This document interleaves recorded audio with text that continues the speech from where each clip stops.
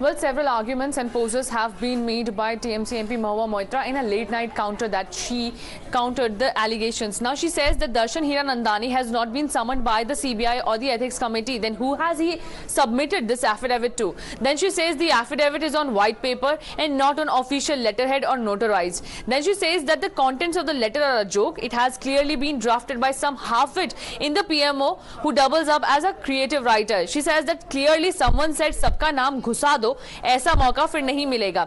She further states that opposition MP, why would Darshan Hiranandani gave into my demands because he was fearful of displeasing me. Darshan and his father run one of India's largest business groups and they are currently and also have the support of the Prime Minister as well. Then she says that why has Darshan not made it public from his own official handle? She says that the BJP government has been waiting to somehow shut me up on the Adani issue desperately, and so this whole facade has been decorated. Right, Aditya आप बने रहिए हमारे साथ क्योंकि इसके ऊपर जो twist की हम बात कर रहे हैं कैश फॉर क्वेरी या कैश फॉर क्वेश्चन स्कैंडल में अब एक और बड़ा क्लेम सामने आया है जय अनंत देहरादराई की तरफ से. वो भी एक बार आपको सामने दिखा देते हैं. आज सुबह का जो ट्वीट है उन्होंने एक्स पर पोस्ट करा है, वो भी उस पर एक नजर डाल लेते हैं. आदित्य आप क्या हमें बता सकते हैं क्योंकि वो कुछ क्रिप्टिक मैसेज जो उनकी तरफ से दिया जा रहा है where he is trying to suggest that there was a bid to coerce him to withdraw his complaint. Well, right, we have the reaction coming in from Jay Anand Dehedrai. Now he states that an attempt was made yesterday afternoon to coerce me into withdrawing my CBI complaint and letter to Nishikant Dubey in exchange for Henry.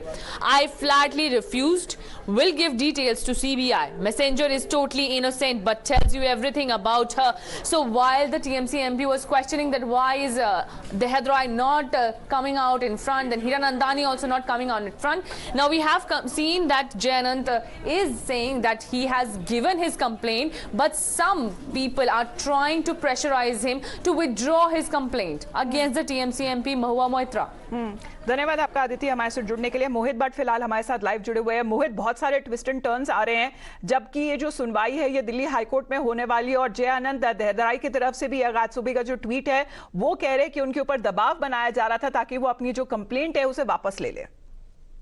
जी देखिए अमिता, आज जो है एक बड़ा दिन है. अगर TMC MP के जो alleged cash for query scam जिसे निशिकांत दुबे कह रहे हैं उसके लिए, क्योंकि आज जो है हाई कोर्ट में सुनवाई होगी. हाई कोर्ट में महुआ मोइत्रा ने एक पिटीशन डाली. उन्होंने कहा है कि एक गैग ऑर्डर लगाया जाए. एक तरह से जिस प्रकार से निशिकांत दुबे ने ऐसी स्टेटमेंट दी है महुआ मोइत्रा के खिलाफ जो कि उनकी इमेज को खराब करती है, उसके खिलाफ एक्शन लिया जाए, तो उसको लेके आज जो है सुनवाई होगी. लेकिन देखिए सुनवाई से पहले ही कल एक बड़ी डेवलपमेंट हुई. इस बड़ी डेवलपमेंट में दर्शन हीरानंदानी जो देश के एक बड़े बिजनेसमैन है उनका एक स्टेटमेंट बाहर आता है. उस स्टेटमेंट में वो कई ऐसी चौंकाने वाली बातें करते हैं कि जिसमें स्पेस को पूरी तरह से एक तरह से पलट भी सकता है, क्योंकि वो ये कहते हैं कि महुआ मोइत्रा ने जानबूझ के जो है सवाल पूछे जो है अडानी के खिलाफ, क्योंकि वो प्रधानमंत्री नरेंद्र मोदी की इमेज को टार्निश करना चाहती थी. उन्होंने ये तक लिखा कि महुआ मोइत्रा बहुत ज्यादा पॉलिटिकली एस्पिरेशनल थी और उसी वजह से उन्होंने उनको लगा कि अगर प्रधानमंत्री को अटैक करेंगी, वो अडानी को अटैक करेंगी तो पॉलिटिकली उनका करियर बहुत अच्छा जाएगा. उन्होंने ये कहा कि उसमें उन्होंने कई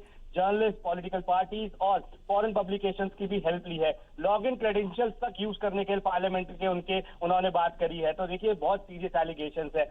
अगर इस स्टेटमेंट को आधार बना के एथिक्स कमेटी के सामने रखा जाए तो क्या महुआ मोइत्रा के खिलाफ एक्शन हो सकता है, ये देखने वाली बात होगी. लेकिन ये अभी जो है रेल्म ऑफ एलिगेशंस में है. हम जानते हैं 26 तारीख को जो है निशिकांत दुबे और जय आनंद देहरादराई को पार्लियामेंट की एथिक्स कमेटी ने बुलाया है उनकी स्टेटमेंट रिकॉर्ड करने के लिए. तो आखिर उसके बाद क्या होगा, और इस स्टेटमेंट को जो लेटेस्ट स्टेटमेंट आई है दर्शन हीरानंदानी की, उसको अगर एथिक्स कमेटी मानती है तो क्या उसके भरोसे पे एक्शन होगा, क्या ये कोर्ट में पेश की जाएगी. तो देखिए कि पूरे मामले में ट्विस्ट एंड टर्न्स बहुत ज्यादा चल रहे हैं. जिस प्रकार से महुआ मोइत्रा ये कह रही है कि ये तरफ से, ये सरकार की तरफ से, ये पीएमओ की तरफ से एक साजिश है उनके खिलाफ, क्योंकि प्रधानमंत्री से सवाल पूछती हैं.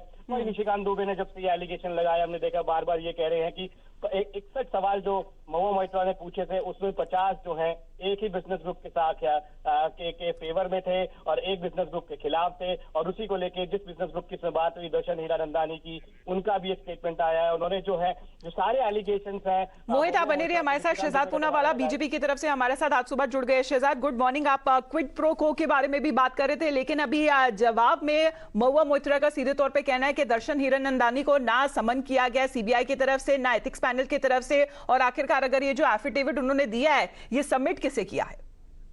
Look, there is not one, but in fact, at least two affidavit-type confessional statements made by two individuals, by two stakeholders who are in the entire matter involved, and both of these indicate that Mahua Moitra has not only compromised parliamentary ethics, breached parliamentary privilege, but there is quid pro quo, and there's also a larger conspiracy against the national economic interests of India, and that she has handed over her parliamentary login, which is a grave parliamentary security issue, to a person outside India. And therefore, all of these issues are so grave that in the interest of a fair probe, she should be stepping down as an MP. After all, she sets these high moral standards for others. Or else, Mamata Banerjee, who has been eloquently silent in this entire affair, should be sacking Mahua Moitra. In fact, let me have no expectations of Mahua Moitra. Let me ask Mamata Didi, why are you not sacking this MP till the time an inquiry is conducted? What is the TMC's disability to, in fact, sack her? Are they involved in this? Are they backing her? Or are they saying that they don't care about such a grave allegation of corruption, compromise of parliamentary ethics, and also compromise of India's national economic interests? लेकिन शहजाद, जो जवाब अभी फिलहाल महुआ मोइत्रा की तरफ से दिया जा रहा है वो कह रही हैं कि जो कंटेंट्स ऑफ द लेटर है ये एक जोक है, एक मजाक है, and it's been drafted by a halfwit in the PMO, और सीधे तौर पे ये आरोप लगा रही है कि सबका नाम घुसा दो, ऐसा मौका फिर कभी नहीं मिलेगा।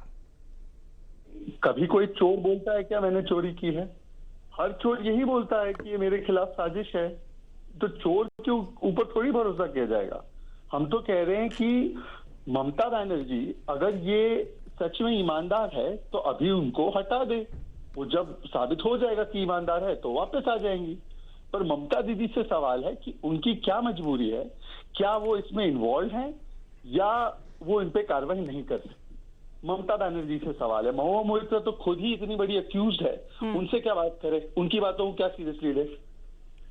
चलिए शहजाद, आपका बहुत बहुत धन्यवाद हमारे साथ जुड़ने के लिए। So we heard that coming from the BJP leader himself saying that he is rather not questioning Mahua Moitra, but when it comes to the party top brass, and he is awaiting a response on part of the TMC leader and chief Mamata Banerjee to reply on those serious allegations that have been leveled against her party MP. With that, we head into a short break.